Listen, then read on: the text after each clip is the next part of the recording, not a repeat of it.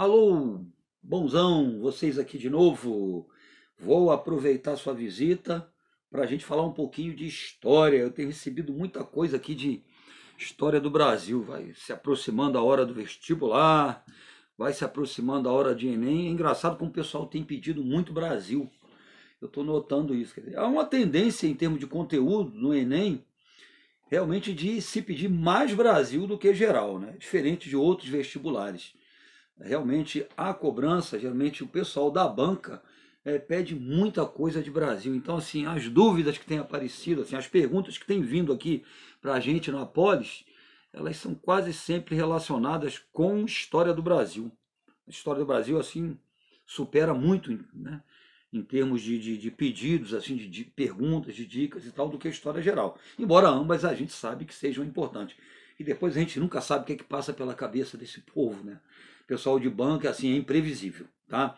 Mas aí eu vou aproveitar que você está aqui, me pediram para falar alguma coisa sobre ciclo da cana-de-açúcar no Brasil, sobre a sociedade açucareira no Brasil.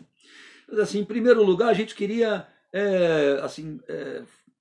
falar um pouquinho sobre essa questão de ciclo econômico, né? É muito comum, quando se fala na economia do Brasil, na evolução histórica da economia brasileira, o pessoal coloca muito essa questão de ciclo do pau-brasil, ciclo do açúcar, ciclo do ouro, ciclo do café, né? Fala-se muito na economia brasileira como uma economia cíclica, tá? Isso é uma coisa que tem sido assim combatida, né? Por essa nova geração de historiadores, né? Evitar usar o termo ciclo econômico, né? Porque passa uma ideia de que assim, a economia brasileira não produzia mais nada a não ser aquele produto daquele ciclo e tal, né? Mas enfim, ainda é uma coisa que aparece. Tá? É claro que se produzia outras coisas no Brasil, se produziam outras coisas no Brasil durante o ciclo do açúcar, durante o ciclo do café, da mineração, etc. Tá? Então o papo é ciclo do açúcar. Gente, esse ciclo da cana-de-açúcar, ele, chamado ciclo da cana-de-açúcar, ele durou no Brasil,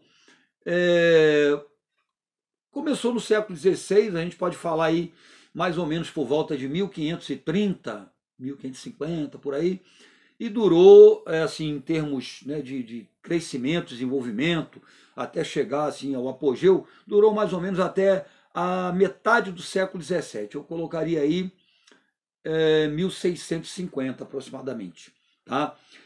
É interessante colocar que a cana-de-açúcar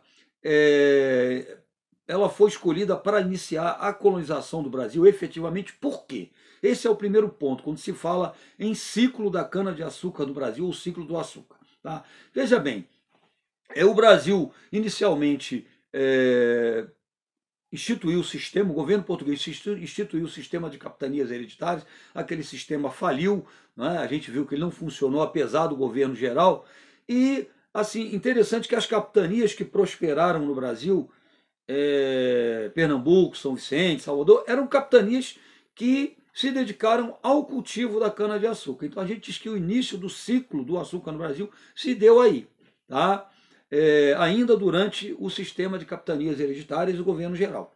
Tá? Por que Portugal escolheu a cana-de-açúcar para iniciar efetivamente a colonização do Brasil? Porque é a cana-de-açúcar que marca o início da colonização do Brasil. O período anterior é o período que a gente chama de período pré-colonial ou pré-colonizador.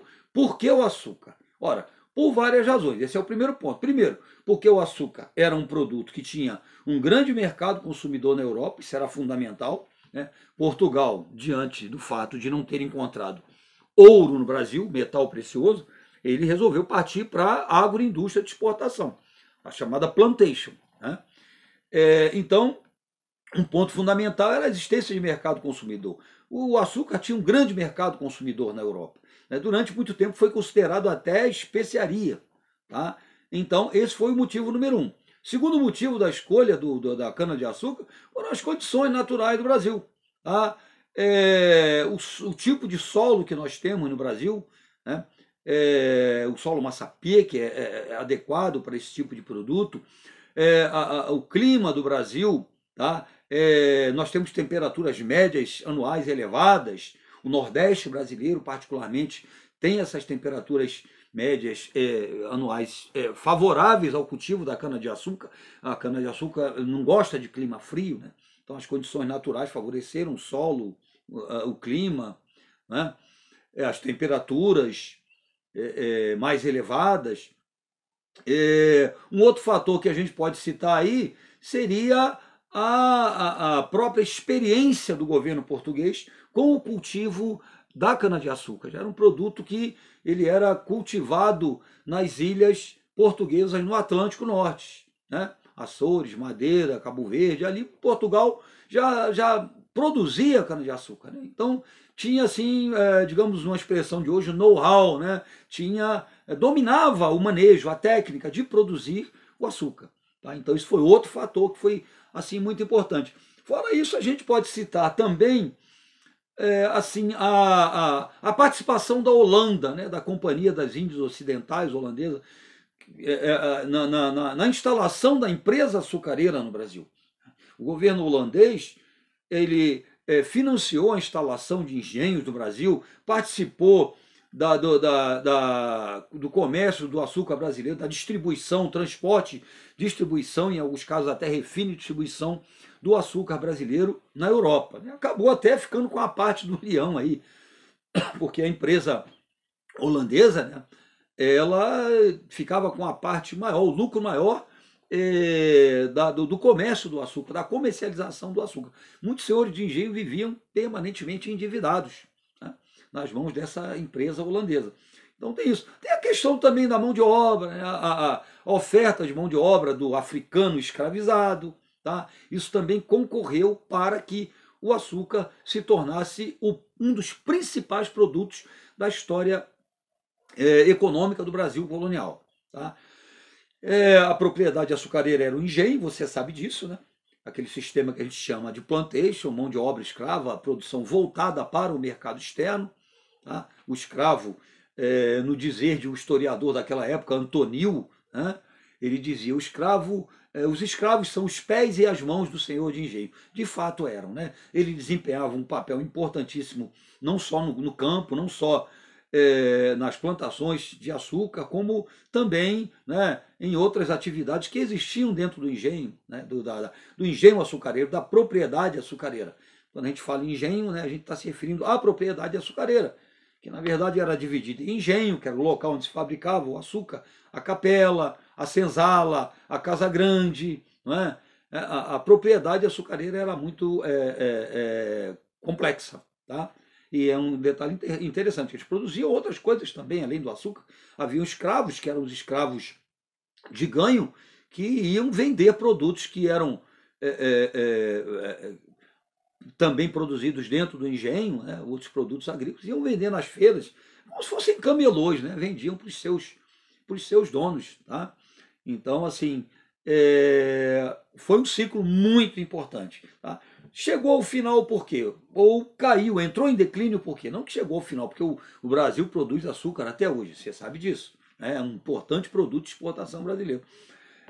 Ele declinou por quê? Os holandeses foram expulsos do Brasil, a gente sabe que em 1580, né, ocorreu a União Ibérica, os reinos de Portugal e Espanha ficaram submetidos ao governo espanhol, né, porque não havia sucessor para a coroa portuguesa. Então a Espanha e Portugal formaram um único reino, e os espanhóis vetaram, né, essa companhia holandesa, a Companhia das Índias Ocidentais holandesa, de fazer o comércio com o Brasil, né, por ser um país calvinista. É uma questão de política religiosa. Os holandeses então invadiram o Brasil e aí incrementaram, aceleraram nessa produção açucareira muito mais, acabam depois sendo expulsos, e com essa expulsão eles começam a produzir açúcar nas Antilhas, né?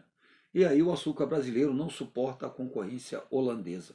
E aí o nosso açúcar declina. Isso é segunda metade do século XVII. Tá? Mas, de qualquer maneira, foi um círculo marcante, importante para a economia brasileira colonial. Tá? Ele declinou em função exatamente da concorrência holandesa lá nas Antilhas. Tá ok, gente? Então é isso aí. Tá? Um forte abraço para você, um beijo e até a próxima.